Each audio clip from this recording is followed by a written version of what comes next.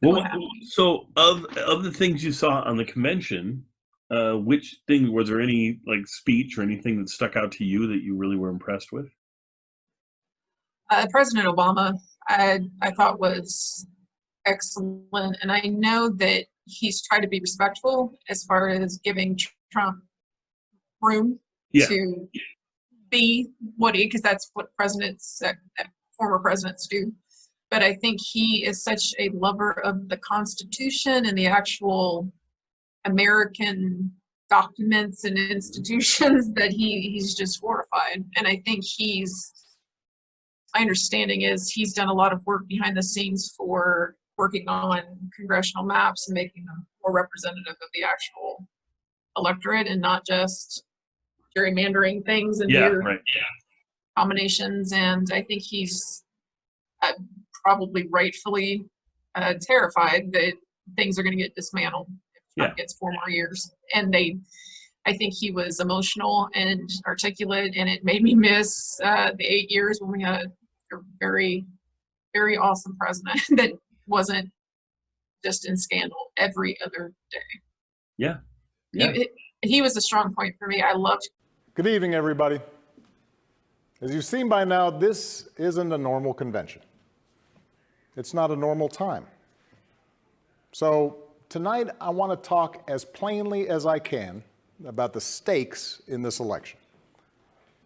Because what we do these next 76 days will echo through generations to come.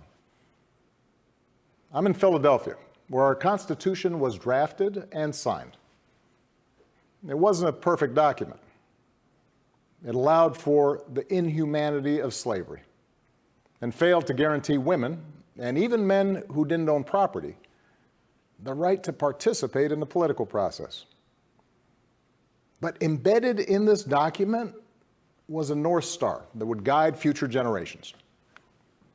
A system of representative government, a democracy, through which we could better realize our highest ideals. Through civil war and bitter struggles, we improved this Constitution to include the voices of those who'd once been left out. And gradually, we made this country more just and more equal and more free. The one constitutional office elected by all of the people is the presidency. So at a minimum, we should expect a president to feel a sense of responsibility for the safety and welfare of all 330 million of us, regardless of what we look like, how we worship, who we love, how much money we have, or who we voted for. But we should also expect a president to be the custodian of this democracy. We should expect that regardless of ego, ambition, or political beliefs, the president will preserve, protect, and defend the freedoms and ideals that so many Americans marched for, went to jail for, fought for, and died for. I have sat in the Oval Office with both of the men who are running for president. I never expected that my successor would embrace my vision or continue my policies. I did hope, for the sake of our country, that Donald Trump might show some interest in taking the job seriously, that he might come to feel the weight of the office and discover some reverence for the democracy that had been placed in his care. But he never did. For close to 4 years now, he has shown no interest in putting in the work, no interest in finding common ground, no interest in using the awesome power of his office to help anyone but himself and his friends. No interest in treating the presidency as anything but one more reality show that he can use to get the attention he craves. Donald Trump hasn't grown into the job because he can't. And the consequences of that failure are severe. 170,000 Americans dead. Millions of jobs gone, while those at the top take in more than ever. our worst impulses unleashed, our proud reputation around the world badly diminished, and our democratic institutions threatened like never before. Now, I know that in times as polarized as these, most of you have already made up your mind. But maybe you're still not sure which candidate you'll vote for, or whether you'll vote at all. Maybe you're tired of the direction we're headed, but you can't see a better path yet, or you just don't know enough about the person who wants to lead us there. So let me tell you about my friend, Joe Biden. 12 years ago, when I began my search for a vice president, I didn't know I'd end up finding a brother. Joe and I come from different places, different generations, but what I quickly came to admire about Joe Biden is his resilience, born of too much struggle, his empathy, born of too much grief. Joe is a man who learned early on to treat every person he meets with respect and dignity, living by the words his parents taught him. No one's better than you, Joe, but you're better than nobody. That empathy, that decency, the belief that everybody counts, that's who Joe is. When he talks with someone who's lost her job, Joe remembers the night his father sat him down to say that he'd lost his. When Joe listens to a parent who's trying to hold it all together right now, he does it as a single dad who took the train back to Wilmington each and every night so he could tuck his kids into bed. When he meets with military families who've lost their hero, he does it as a kindred spirit, the parent of an American soldier, somebody whose faith has endured the hardest loss there is. For 8 years, Joe was the last one in the room whenever I faced a big decision. He made me a better president, and he's got the character and the experience to make us a better country. And in my friend Kamala Harris, he's chosen an ideal partner who is more than prepared for the job. Someone who knows what it's like to overcome barriers and who's made a career fighting to help others live out their own American dream. Along with the experience needed to get things done, Joe and Kamala have concrete policies that will turn their vision of a better, fairer, stronger country into reality. They will get this pandemic under control, like Joe did when he helped me manage H1N1 and prevent an Ebola outbreak from reaching our shores. They'll expand healthcare to more Americans, like Joe and I did 10 years ago, when he helped craft the Affordable Care Act and nail down the votes to make it the law.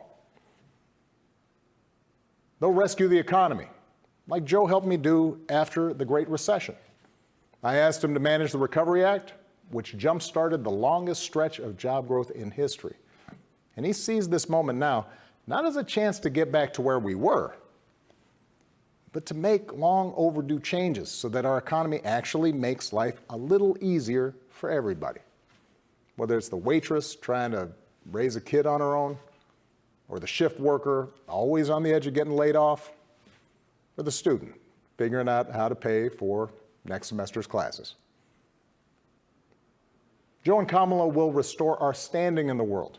And as we've learned from this pandemic, that matters. Joe knows the world, and the world knows him. He knows that our true strength comes from setting an example that the world wants to follow. A nation that stands with democracy, not dictators. A nation that can inspire and mobilize others to overcome threats like climate change and terrorism, poverty and disease.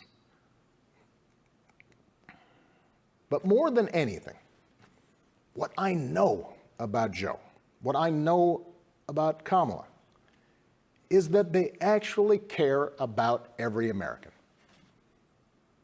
and that they care deeply about this democracy. They believe that in a democracy, the right to vote is sacred, and we should be making it easier for people to cast their ballots, not harder. They believe that no one, including the president, is above the law, and that no public official, including the president, should use their office to enrich themselves or their supporters. They understand that in this democracy, the commander-in-chief does not use the men and women of our military who are willing to risk everything to protect our nation as political props to deploy against peaceful protesters on our own soil. They understand that political opponents aren't un-American just because they disagree with you. A free press isn't the enemy, but the way we hold officials accountable. That our ability to work together to solve big problems like a pandemic depend on a fidelity to facts and science and logic, and not just making stuff up. None of this should be controversial. These shouldn't be Republican principles or Democratic principles. They are American principles. But at this moment, this president and those who enable him have shown they don't believe in these things. Tonight, I'm asking you to believe in Joe and Kamala's ability to lead this country out of these dark times and build it back better. But here's the thing. No single American can fix this country alone, not even a president. Democracy was never meant to be transactional. You give me your vote, I make everything better. It requires an active and informed citizenry. So I'm also asking you to believe in your own ability, to embrace your own responsibility as citizens, to make sure that the basic tenets of our democracy endure. Because that's what's at stake right now. Our democracy. Look, I understand why a lot of Americans are down on government. The way the rules have been set up and abused in Congress make it easier for special interests to stop progress than to make progress. Believe me, I know it. I understand why a white factory worker who's seen his wages cut or his job shipped overseas might feel like the government no longer looks out for him, and why a black mom might feel like it never looked out for her at all. I understand why a new immigrant might look around this country and wonder whether there's still a place for him here. Why a young person might look at politics right now, the circus of it all, the meanness and the lies and conspiracy theories, and think, what is the point? Well, here's the point. This president and those in power, those who benefit from keeping things the way they are counting on your cynicism. They know they can't win you over with their policies. So they're hoping to make it as hard as possible for you to vote and to convince you that your vote does not matter. That is how they win. That is how they get to keep making decisions that affect your life and the lives of the people you love. That's how the economy will keep getting skewed to the wealthy and well-connected. How our health systems will let more people fall through the cracks. That's how a democracy withers, until it's no democracy at all. And we cannot let that happen. Do not let them take away your power. Do not let them take away your democracy. Make a plan right now for how you are going to get involved and vote. Do it as early as you can and tell your family and friends how they can vote too. Do what Americans have done for over 2 centuries when faced with even tougher times than this. All those quiet heroes who found the courage to keep marching, keep pushing in the face of hardship and injustice. Last month, we lost a giant of American democracy in John Lewis. And some years ago, I sat down with John and a few remaining leaders of the early civil rights movement.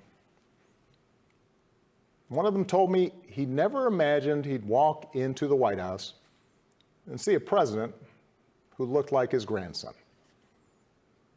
And then he told me that he had looked it up. And it turned out that on the very day that I was born, he was marching into a jail cell, trying to end Jim Crow segregation in the South. What we do echoes through generations. Whatever our backgrounds, we are all the children of Americans who fought the good fight. Great-grandparents working in fire traps and sweatshops without rights or representation. Farmers losing their dreams to dust. Irish and Italians and Asians and Latinos told, go back where you come from. Jews and Catholics, Muslims and Sikhs made to feel suspect for the way they worshiped. Black Americans chained and whipped and hanged, spit on for trying to sit at lunch counters, beaten for trying to vote. If anyone had a right to believe that this democracy did not work and could not work, it was those Americans, our ancestors. They were on the receiving end of a democracy that had fallen short all their lives.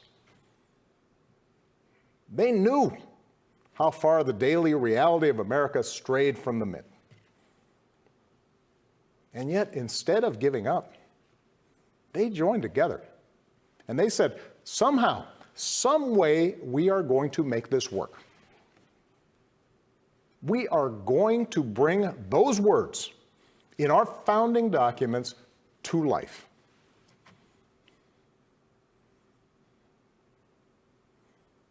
I have seen that same spirit rising these past few years. Folks of every age and background who packed city centers and airports and rural roads so that families wouldn't be separated, so that another classroom wouldn't get shot up, so that our kids won't grow up on an uninhabitable planet. Americans of all races joining together to declare, in the face of injustice and brutality at the hands of the state, that Black lives matter. No more, but no less. So that no child in this country feels the continuing sting of racism.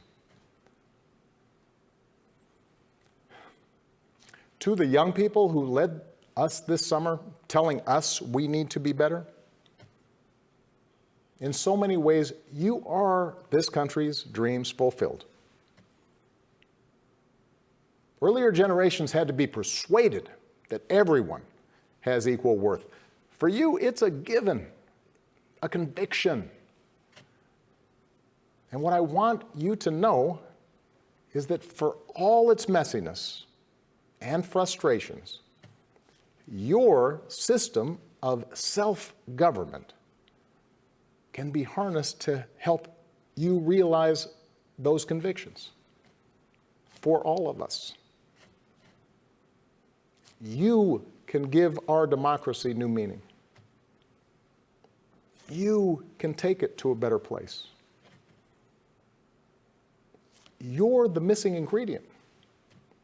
The ones who will decide whether or not America becomes the country that fully lives up to its creed. That work will continue long after this election. But any chance of success depends entirely on the outcome of this election. This administration has shown it will tear our democracy down if that's what it takes for them to win.